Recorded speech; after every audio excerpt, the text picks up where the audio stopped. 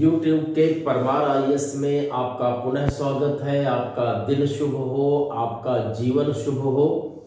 जैसा परमार आईएएस पूर्णतया civil services के लिए समर्पित संस्थान है, इस संस्थान की कक्षाएं आपकी सफलता में योगदान करें, यह भरपूर हमारी कोशिश रहती है। आज की क्लास हम भूगोल विषय को लेकर के आगे बढ़ाते हैं। भूगोल में भाग 1 विश्व का भूगोल और उसके अंतर्गत मॉड्यूल 1 सामान्य भूगोल और उसके अंतर्गत खंड 2 ब्रह्मांड और उसके अंतर्गत चैप्टर 1 ब्रह्मांड सृजन को आज हम देखेंगे, समझेंगे। और इस चैप्टर में सेक्शन 4 है जो ब्रह्मांड की उत्पत्ति के संदर्भ में है। इसका मतलब सेक्शन 4 ब्रह्मांड की उत्पत्ति हमें समझना है। और इस सेक्शन को हमने ए और बी 2 भागों में बांट रखा है। ए भाग की क्लास कल हो गई थी, उसे हमने समझा था और वह था ब्रह्मांड की उत्पत्ति संबंधी प्रारंभिक विचार कौन कौन से हैं। और आज बी भाग में है ब्रह्मांड की उत्पत्ति के सिद्धांत। आज हम देखेंगे वो कौन से सिद्धांत हैं जो ब्रह्मांड की उत्पत्ति को बताते हैं।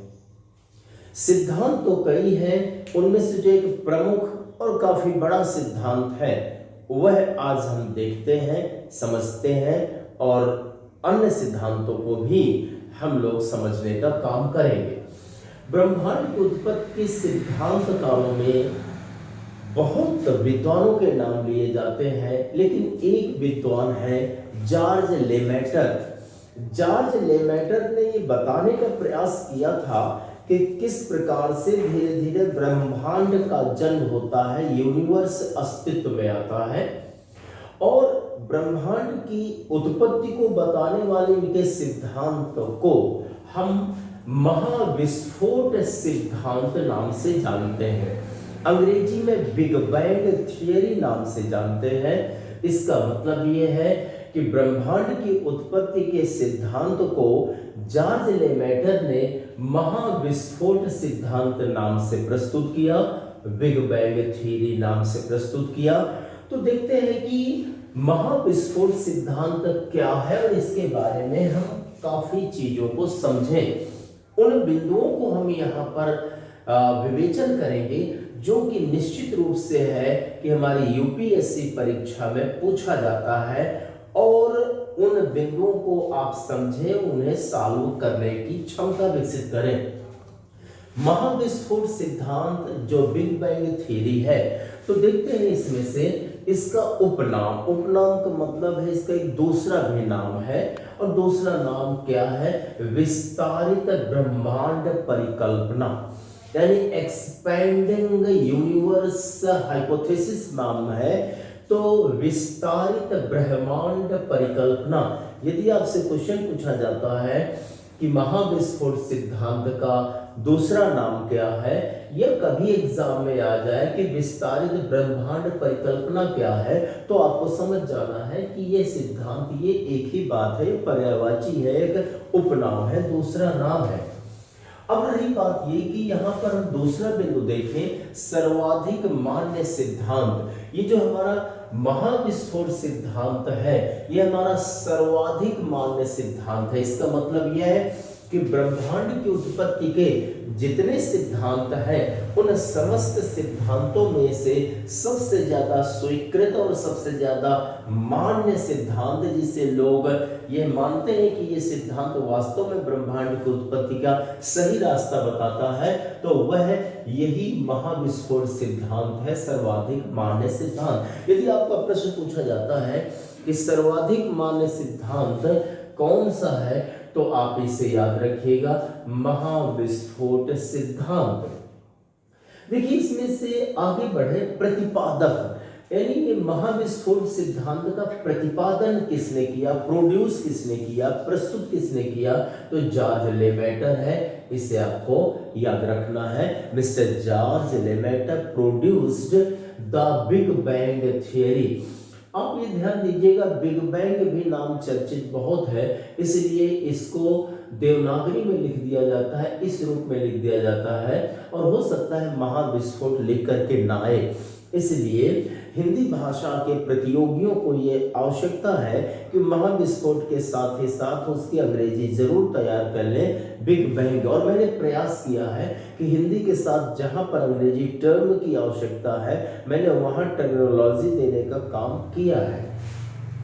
अब हम ये देखते हैं कि जो सिद्धांत है, बिग बैंग सिद्धांत है, बिग बैंग थियरी है, तो यह अल्बर्ट आइंस्टीन के समान सापेक्ष सिद्धांत पर आधारित है। अच्छा, अल्बर्ट आइंस्टीन ने एक सिद्धांत प्रस्तुत किया था, सामान्य सापेक्षवाद का सिद्धांत। रिलेटिविज्म की इनकी एक थियरी है, सापेक्षवाद का जो सिद्धांत है इनका, तो उसी सिद्धांत के जो नियम है, जो विधि है, जो प्रक्रिया है, उसी को उन्होंने जॉर्ज लेमेटर ने लागू किया और बिग बैंग सिद्धांत दिया। इसका मतलब बिग बैंग सिद्धांत में जो उन्होंने ब्रह्मांड की उत्पत्ति को बताने का काम किया है, तो वह यह आइंस्टीन के सामान्य सापेक्षवाद सिद्धांत को अध्ययन करके समझकर उसे उन्होंने लागू किया है, उसी पर यह आधारित है। अब हम यहाँ पर देखें कि ये जो प्रतिपादक जॉर्ज लेमेटर है, ये थे कहाँ के, तो बेल्जियम के खगोल शास्त्री और पादरी। बेल्जियम जो देश है वहां के खगोल शास्त्री थे और पादरी प्रीस्ट थे। पादरी ये कि देखिए ध्यान देना है कि ये एक वैज्ञानिक है, लेकिन पादरी भी है धर्म से जुड़े हैं। इसका मतलब क्या, विज्ञान के पहले धर्म है, धर्म हम मान सकते हैं। इसका कारण ये है कि कोई एक अलौकिक शक्ति है, उसी ने सब कुछ पैदा किया है और धर्म अलौकिक शक्ति की बात करता है। अतः विज्ञान के पूर्व अलौकिक शक्ति की धारणा बलवती है और धर्म अलौकिक शक्ति की बात करता है, तो मान सकते हैं हम कि धर्म जैसी प्रक्रिया, धर्म जैसी बात, धर्म जैसे आस्था की बात जरूर है, विज्ञान से पहले होगी। और शायद सभी वैज्ञानिक कहीं ना कहीं धर्म से जुड़े रहते हैं, उस अलौकिक शक्ति को नमन करते हैं कि उनका काम जरूर सफल हो जाए। तो ये पादरी भी थे, धर्म से भी जुड़े थे और बेल्जियम के खगोल शास्त्री थे। रही बात, क्वेश्चन ये पूछा जाता है कि महाविस्फोट सिद्धांत का प्रतिपादन कब हुआ था, किस वर्ष दिया गया, तो देखिए इसका प्रतिपादन वर्ष है 1894 से 96, लगभग 2 साल में इस प्रक्रिया में लग गया, इसलिए प्रतिपादन वर्ष 1894 से 96 लिखा जाता है। यह आपको ध्यान देना, 1896 तक यह प्रक्रिया चली, तो यह प्रतिपादन वर्ष हुआ। अब यह महाविस्फोट सिद्धांत क्या है, देखिए मान लिया मैं एक छोटी सी कोई चीज लेता हूँ, एक अंडाकार चीज लूं और उस अंडाकार चीज में विस्फोट हो जाए और उसके सैकड़ों खंड हो जाए और विस्फोट काफी तेज हो, तेज धमाके वाला हो, तो मैं ये कहूँगा ये विस्फोट बहुत भारी था, विशाल था, बड़ा था, तेज आवाज वाला था, और उसी को मैं कहूँगा ये विस्फोट नहीं है, बहुत बड़ा विस्फोट था, यानी महाविस्फोट। तो वही जो अंडाकार चीज है उस पर जो तीव्र एक विस्फोट होता है उससे हम महाविस्फोट कहते थे। तो यह महाविस्फोट से आशय बहुत तेज धमाके वाली आवाज होना, द बिगेस्ट साउंड होना।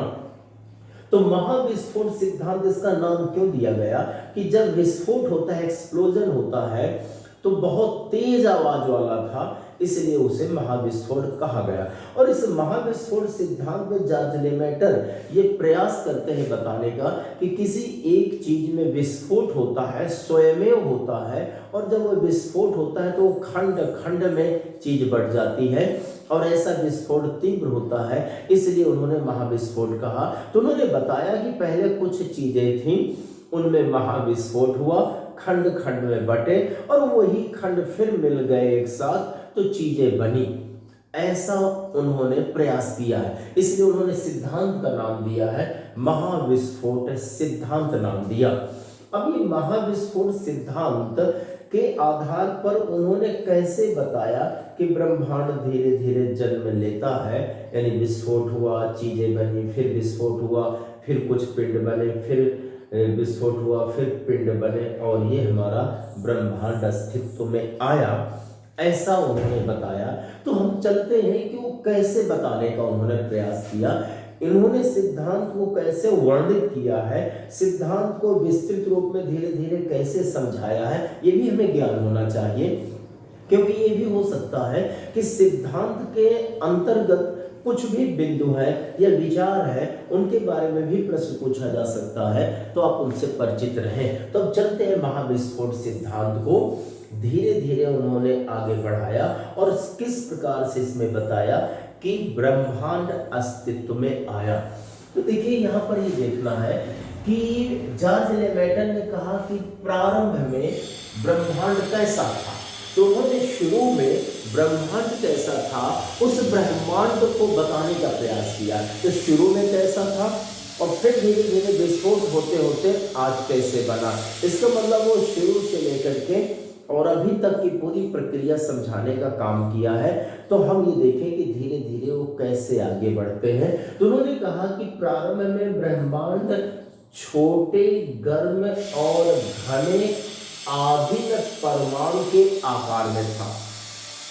परमाणु बहुत छोटा होता है और आदिम का मतलब शुरुआती दौर का बहुत ही छोटा। तो आदिम परमाणु से हुआ कि बहुत ही उप परमाणु से भी छोटा भाग। तो आदिम परमाणु एक बहुत बहुत छोटा पार्ट है।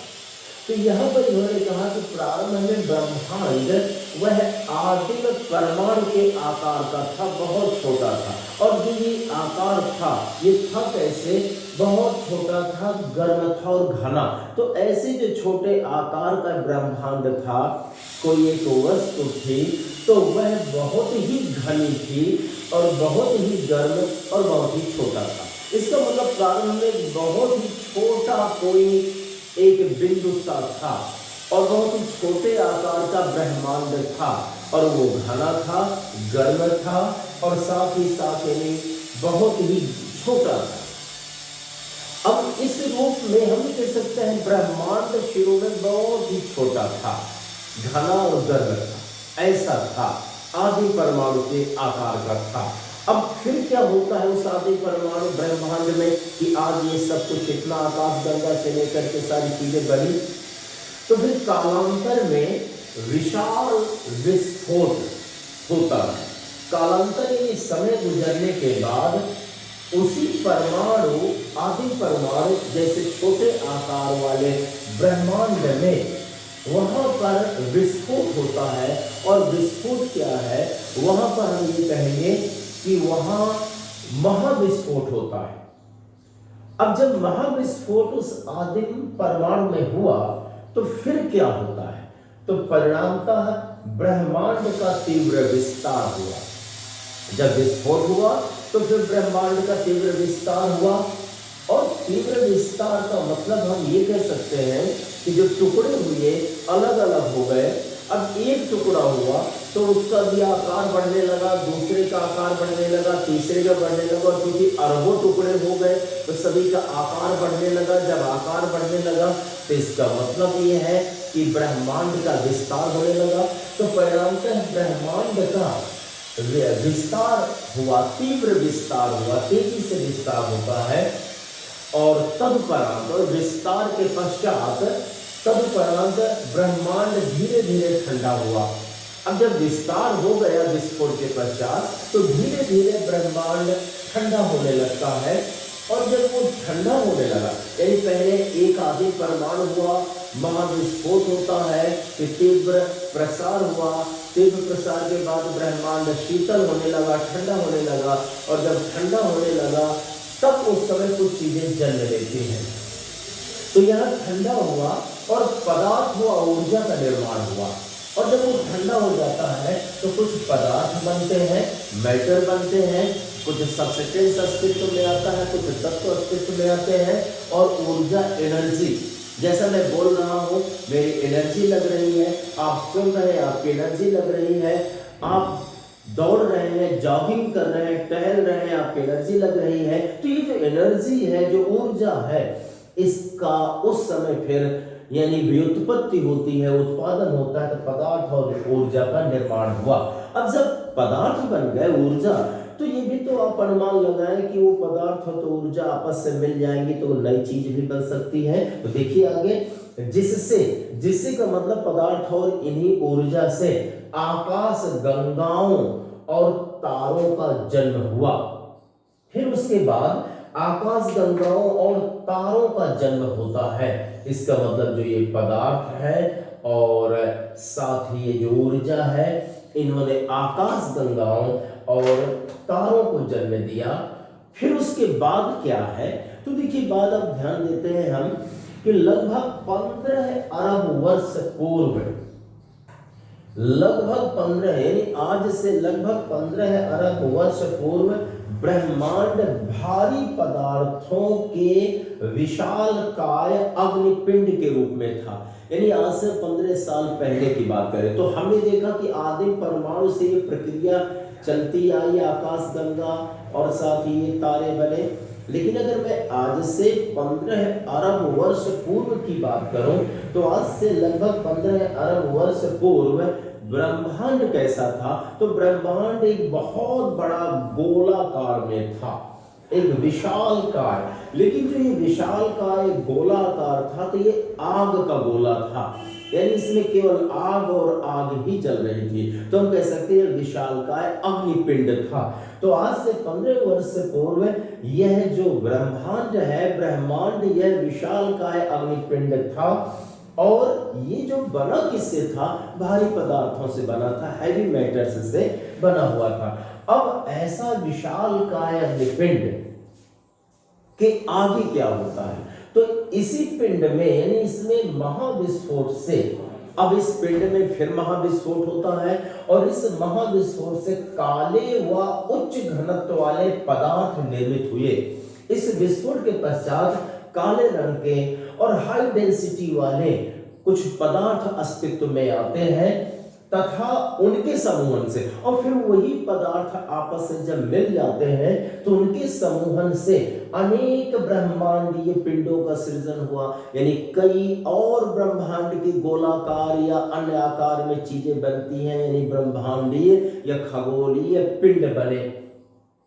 इन पिंडों के परितः और फिर जब पिंड बन गए तो ये पिंड एक हुआ तो इसके चारों ओर कुछ चीजें जमने लगी, अन्य पदार्थ जमने लगे इसके चारों ओर। तो इन पिंडों के परितः यानी चारों ओर सामान्य पदार्थों के जमाव पश्चात, यानी इन पिंडों के चारों ओर सामान्य पदार्थ जमने लगे, और जब सामान्य पदार्थ जमने लगे तो इन्हीं पिंडों का आकार बढ़ने लगा और बढ़ने लगा।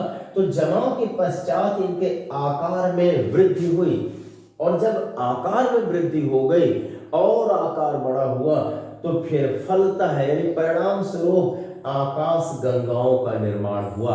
और फिर आकाश गंगा का निर्माण होता है, कई आकाश गंगाएं निर्मित होती हैं, अस्तित्व में आई। आकाश गंगाओं की पुनः विस्फोट से, देखिए फिर आकाश गंगाओं में फिर विस्फोट होता है। आकाश गंगाओं के पुनः विस्फोट से अनेक पदार्थ अस्तित्व में आए और अन्य पदार्थ भी अस्तित्व में आते हैं। इन पदार्थों के समूह से जब और पदार्थ आए, कब आकाश गंगाओं के महाविस्फोट से और पदार्थ बनते हैं, तो फिर ये अन्य जो पदार्थ है ये आपस में एक दूसरे से मिलने लगे, यानी समूहन हुआ, एकत्रीकरण हुआ। तो इन पदार्थों के समूहन से असंख्य पिंडों का निर्माण हुआ, इनसे फिर अनेक पिंड बने, और जब अनेक पिंड बने तो यही पिंड तारे कहलाए। इन्हीं पिंडों को हमने तारा कहा। तो आकाश गंगाओं से जब विस्फोट हुआ, कुछ पिंड बने, फिर समूहन हुआ, और तब फिर बाद में तारे अस्तित्व में आए। तो इसी से फिर तारे बने, यही पिंड तारे कहलाए। और इन पिंडों के पुनर्विस्फोट पश्चात, यानी जो तारे अस्तित्व में आए, तारे जैसे पिंड आए, तो इनका फिर विस्फोट होता है। पुनर्विस्फोट पश्चात खंडों, तो फिर खंड होते हैं, और उन खंड का फिर समूहीकरण होता है, समूहन होता है, एकत्रीकरण होता है, और उस एकत्रीकरण से फिर ग्रह बने, प्लैनेट्स बनते हैं। और ऐसी प्रक्रिया चलती गई तो फिर उसके बाद आपका उपग्रह, सैटेलाइट्स भी बने। आपने देखा कि यहाँ पर बेल्जियम के खगोल शास्त्री और जो पादरी जॉर्ज लेमैटर है, इन्होंने अपने महाविस्फोट सिद्धांत में यह बताने का काम किया कि कैसे छोटा आकार था और धीरे धीरे उसी से आकाश गंगाएं, तारे, ग्रह, उपग्रह बनते चले गए और धीरे धीरे धूमकेतु और हम कहेंगे क्षुद्र ग्रह, अन्य चीजें भी अस्तित्व में आई। धूल के कण भी बनते हैं, कुछ गैसेस बनती हैं, ये अस्तित्व में आए। इसका मतलब ये क्यों सर्वमान्य सिद्धांत है? क्योंकि इन्होंने वैज्ञानिक ढंग से बताया कि छोटा आकार और उससे धीरे धीरे आकाश गंगा, तारे, ग्रह, उपग्रह कैसे बने। और जब यही कोई बता देगा और इन्हीं के समूह को हम ब्रह्मांड कहते हैं, तो निश्चित बात है कि वह ब्रह्मांड की उत्पत्ति का सिद्धांत बढ़िया बता रहा है, मान सकते हैं, और शायद इसी दृष्टिकोण से माना गया है। अब उपग्रह अस्तित्व में आए। अब उसके बाद थोड़ा सा और देखिए कि इन्होंने अपने सिद्धांत को कैसे आगे बढ़ाया, इनके सिद्धांत के बारे में और कौन सी बातें आती हैं। इस प्रकार बिग बैंग जो परिघटना है, एक घटना हुई थी, खगोल में हुई थी, अंतरिक्ष में हुई थी। इस प्रकार बिग बैंग परिघटना से ब्रह्मांड की उत्पत्ति हुई। जो हमारा यूनिवर्स है, कॉस्मॉस है, ब्रह्मांड है, इसकी उत्पत्ति बिग बैंग परिघटना से हुई और यह ब्रह्मांड तो आ गया। इसी तरह के अनेक ब्रह्मांड आए, तो एक ब्रह्मांड, दूसरा, तीसरा, अरबों आ गए और एक ब्रह्मांड दूसरे ब्रह्मांड से अलग हो रहा है, दूर हो रहा है, और एक ब्रह्मांड की एक आकाशगंगा दूसरे से दूर जा रही है। तो देखिए इसमें से आगे की उत्पत्ति हुई और तब से उसमें निरंतर विस्तार होता जा रहा है। और ये देखिए ब्रह्मांड तो अस्तित्व में आया, लेकिन ये और बढ़ रहा है, आगे जा रहा है, इसका विस्तार होता जा रहा है, विस्फोट होते जा रहे हैं, विस्तार होता जा रहा है। आकाश गंगाओं के बीच की बढ़ती दूरी, और चूंकि एक आकाश गंगा दूसरी आकाश गंगा से दूर जा रही है और यह सिद्ध हो चुका है कि आकाश गंगाएं एक दूसरे से दूर जा रही हैं, और जब वो दूर जा रही हैं तो यही बात सिद्ध करती है कि विस्तार हो रहा है। यानी इस ब्रह्मांड का एक आकाश गंगा यहाँ थी, दूसरी यहाँ थी, अब दोनों इधर जा रही, एक यहाँ थी, एक ही, अब दोनों दूर जा रही हैं। तो आकाश गंगाएं दूर दूर जा रही हैं, मतलब है ब्रह्मांड का विस्तार हो रहा है। और यही पीछे यहाँ लिखा है कि आकाश गंगाओं के बीच की दूरी, और जब ये आकाश गंगाएं दूर जाएंगी तो निश्चित बात है इनके बीच की दूरी बढ़ेगी। दूरी बढ़ने का मतलब है विस्तार हो रहा है। तो आकाश गंगाओं के बीच की बढ़ती दूरी विस्तार को प्रतिबिंबित करती है। यह बात जॉर्ज लेमैटर ने समझाया, बताया। अब एक बात ध्यान देना है, हमें ये बात तो स्पष्ट हो गई और कि जॉर्ज लेमैटर ने कहा कि महाविस्फोट से ब्रह्मांड अस्तित्व में आया, ये बात तो कन्फर्म है। लेकिन इनके सिद्धांत से जुड़ी कुछ और बातें हैं, या तो दूसरे विद्वान की बात है या सामान्य बात है, उनको भी परीक्षा में पूछ लिया जाता है। तो अच्छा तो ये रहेगा कि इन्हीं के सिद्धांत के साथ अगर दो तीन और जुड़ी बातें हैं उनको यहीं पर शामिल करके पढ़ा जाए। तो मैंने इसलिए आपकी सहजता के लिए, आपको विषय और सरल लगे, एक ही जगह सारी चीजें मिल जाएं, आप परीक्षा में सफल हों, इस दृष्टिकोण के साथ में मैंने अपनी इस क्लास को तैयार की है। तो इसलिए मैंने यहाँ विशेष 1, विशेष 2, विशेष 3, विशेष 4, विशेष यानी 4, विशेष 5, विशेष 6 यह आपको दिया। इनमें मैंने उन चीजों को दिया है जिस सिद्धांत से जुड़ी हुई चीज है। तो चलते हम लोग विशेष 1। विशेष 1 में हमारे विद्वान आते हैं स्टीफन हॉकिंग। सभी लोग जानते हैं स्टीफन हॉकिंग को, हालांकि ये पैरालिसिस में गुजर रहे थे, इस दुनिया में अब नहीं है, लेकिन दुनिया को जो दे के चले गए, दुनिया उनका ऋण कभी नहीं चुका पाएगी। आप ये समझिए, यानी कहा जाए कि फिजियोलॉजिकली या साइकोलॉजिकली, तो फिजियोलॉजिकली बिल्कुल अनफिट व्यक्ति, लेकिन क्या है इस दुनिया को देना था, ये ऊपर वाले लोग हैं इसीलिए भेजा था, तो उन्होंने बहुत कुछ दिया। हम भूल भूल उनके नमन करते हैं। और ऐसे जो व्यक्ति नहीं है, ये महा व्यक्ति है, महाद्वीपीय छोड़िए, ये तो एक ईश्वरीय शक्ति है जो हमें बहुत कुछ दे करके चले गए। तो देखिए यहाँ स्टीफन हॉकिंग आते हैं।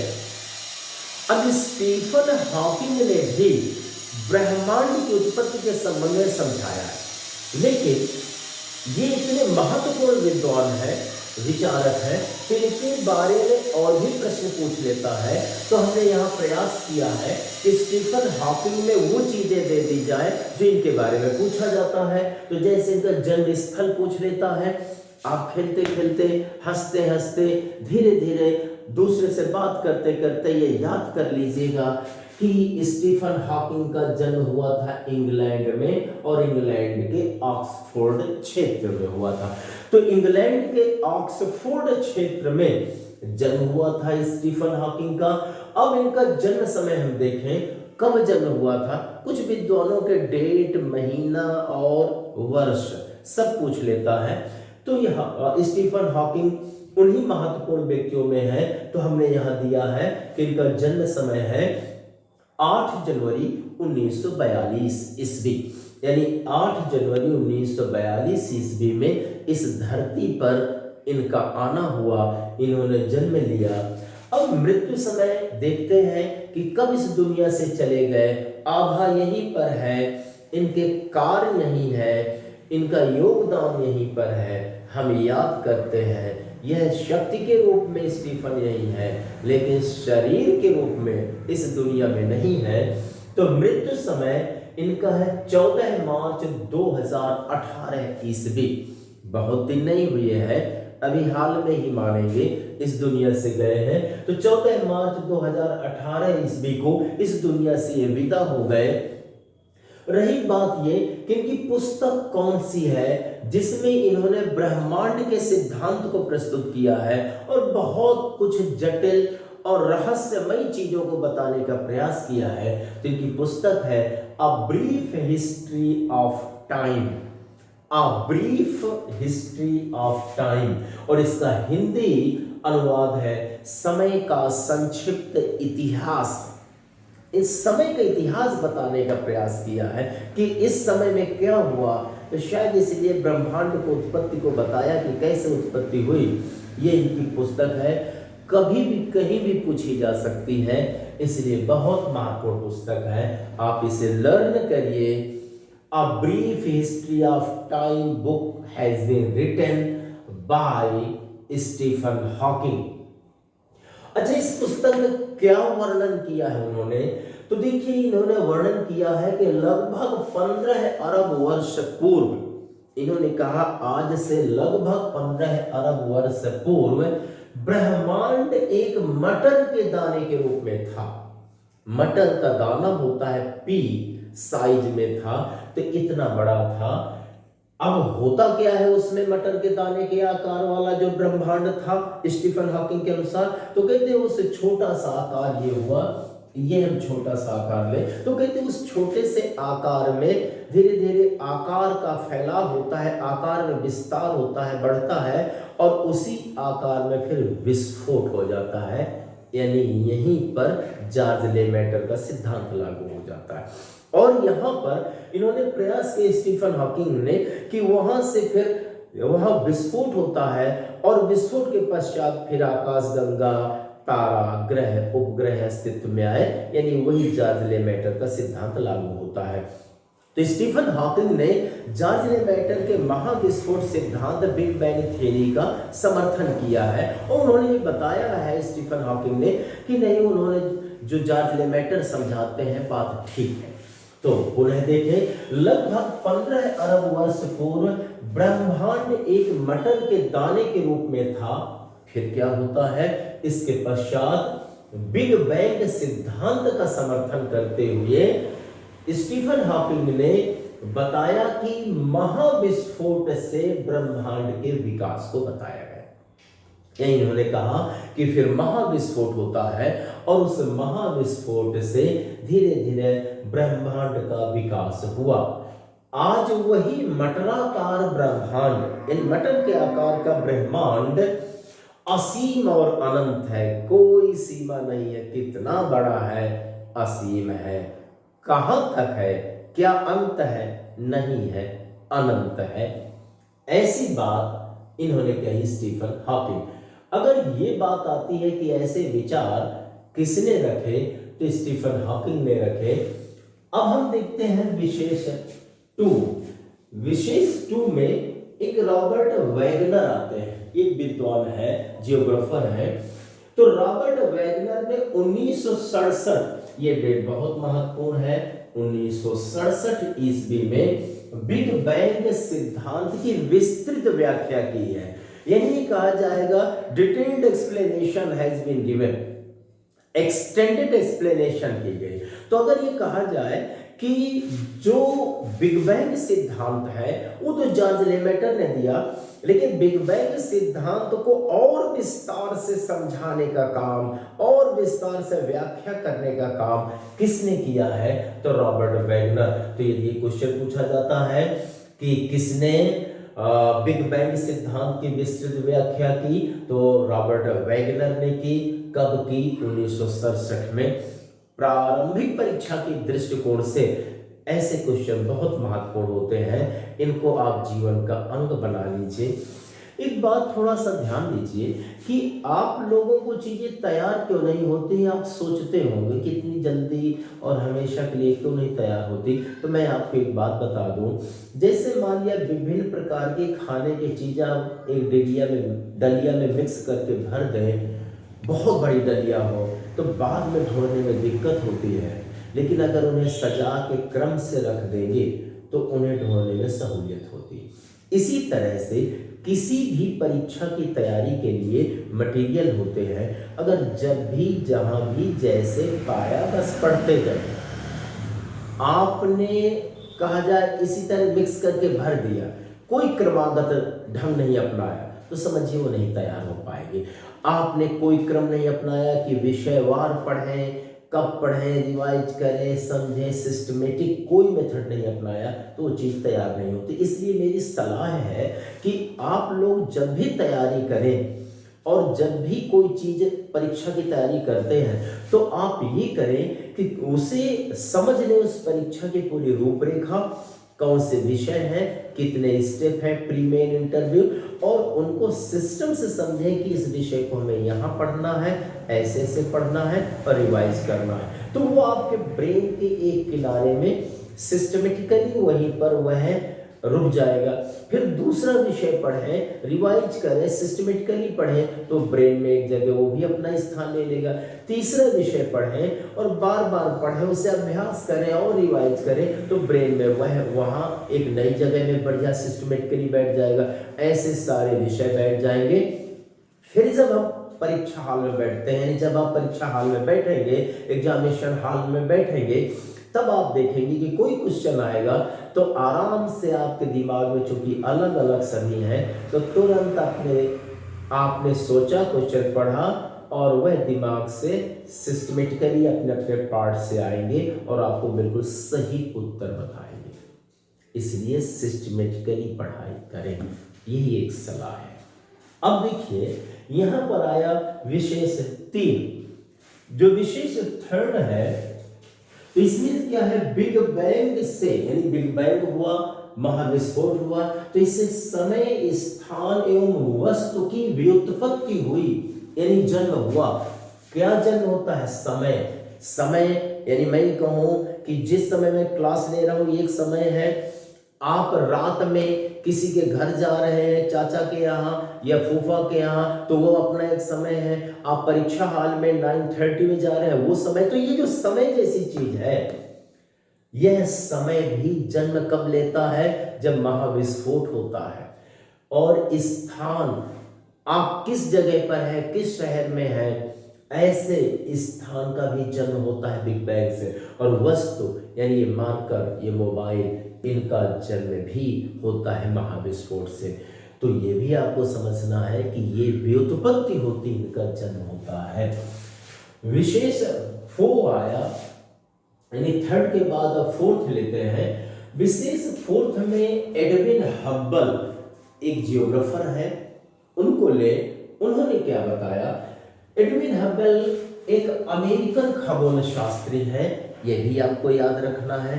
अमेरिकन खगोल शास्त्री है, अमेरिका में इन्होंने जन्म लिया और इन्होंने ब्रह्मांड को बताने के लिए एक गुब्बारा का उदाहरण लेते हैं और हम ये कहें कि गुब्बारा की तुलना ब्रह्मांड से वो करते हैं, यानी जो बलून है बलून को यूनिवर्स से कंपेयर करते हैं। सपोज दैट एक हम बलून लें बड़े साइज वाला, अभी उस पर हवा नहीं है, और ऐसा बलून लेते हैं थोड़ा बड़ा हो जिस पर बीच बीच में बिंदियां रखी हुई हैं। मान लिया कि बलून आपका पीला है तो लाल बिंदी रखी हुई है, तो ऐसा बड़ा सा बलून जहां बीच बीच उसमें से बिंदियां रखी हैं।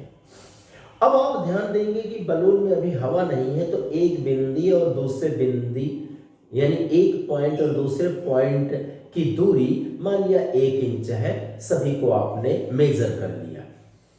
अब इस बलून में जब आप एयर भरते हैं, जब आप हवा भरते हैं, तो जब ही आपने हवा भर दी तो ये फूलने लगा, साइज बड़ा होने लगा, और जो ही साइज बड़ा हुआ तो अब आप देखते हैं कि एक बिंदु दूसरे बिंदु से अब दूर हो गया है, यानी एक पॉइंट दूसरे पॉइंट से दूर हो चुका है। 1 इंच की जो दूरी थी अब 2 इंच की हो गई है, और आपने उस पर हवा भर के इतना बड़ा कर दिया तो आपने देखा एक पॉइंट दूसरे पॉइंट से 3 इंच 4 इंच दूर हो गया। यानी आपको लगा कि जब आप उस पर हवा भरते हैं तो उस बलून के बिंदु दूर दूर जा रहे हैं। तो क्या ब्रह्मांड ऐसा ही है?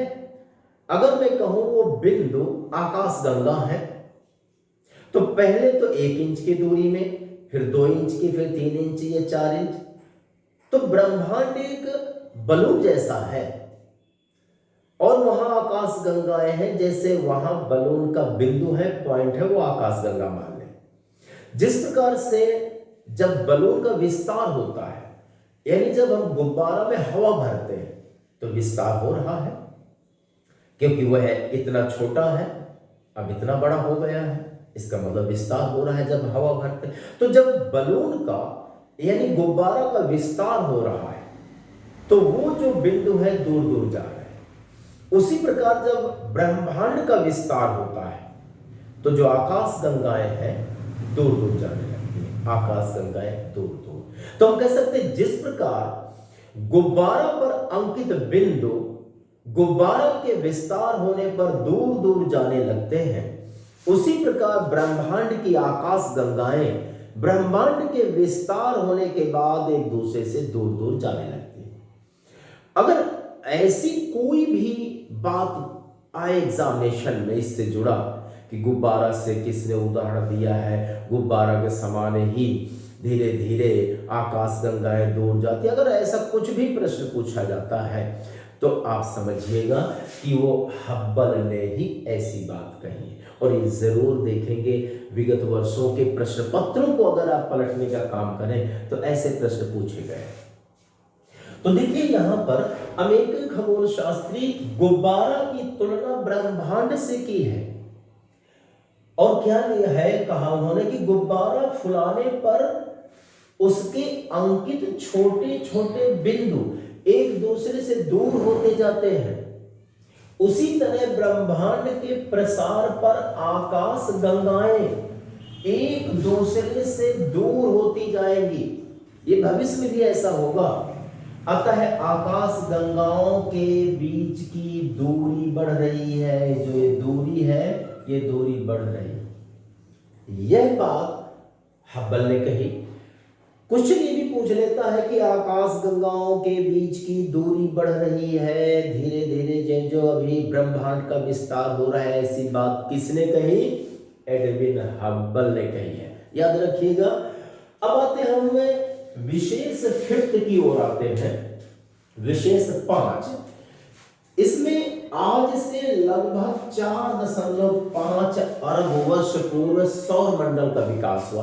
अच्छा, सौर मंडल, सोलर सिस्टम जिसे हम सोलर फैमिली कहते हैं, या सौर परिवार, सौर मंडल या सौर परिवार, सौर मंडल को सोलर सिस्टम कहते हैं, सौर परिवार को सोलर फैमिली कहते हैं, एक ही चीज है। चाहे हम सौर मंडल कहें या सौर परिवार, चाहे सोलर सिस्टम कहें या सोलर फैमिली कहें।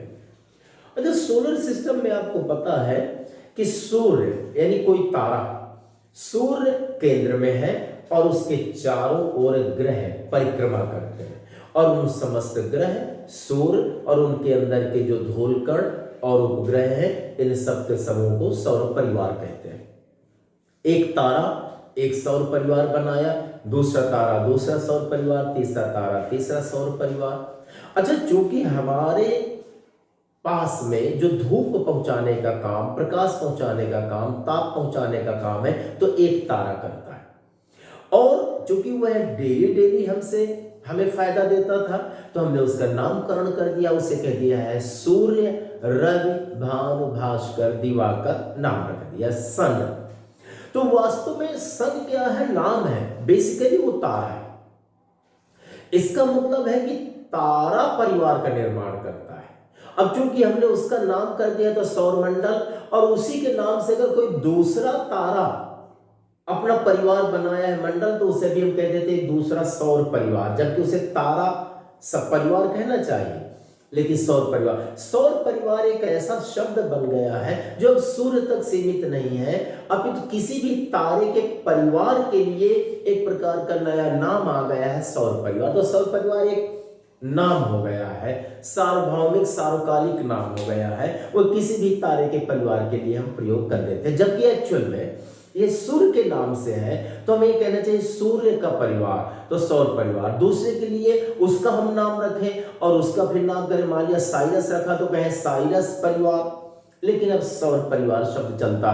सौर परिवार का मतलब ही है, सौर मंडल का मतलब है कि एक तारा और उसके चारों ओर घूमने वाले ग्रह, उपग्रह, और वहां क्षुद्र ग्रह से लेकर के और वहां पर धूल कण आदि है, वो सारी चीजें शामिल।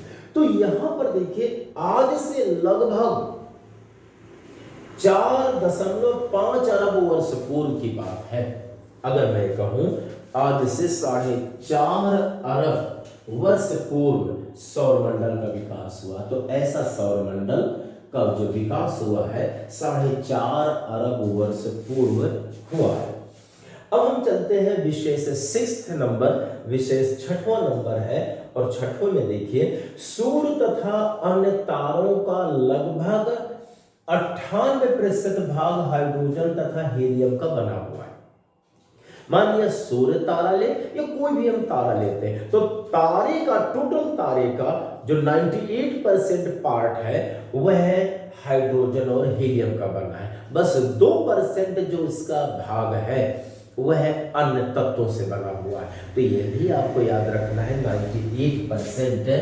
अगर क्वेश्चन पूछा जाता है कि तारे का कितना परसेंट हाइड्रोजन और हीलियम से बना होता है, और ऑप्शन आपके आ गए यानी 68, 78, 88, 98, तो 98 आपको लगाना है, सही बात।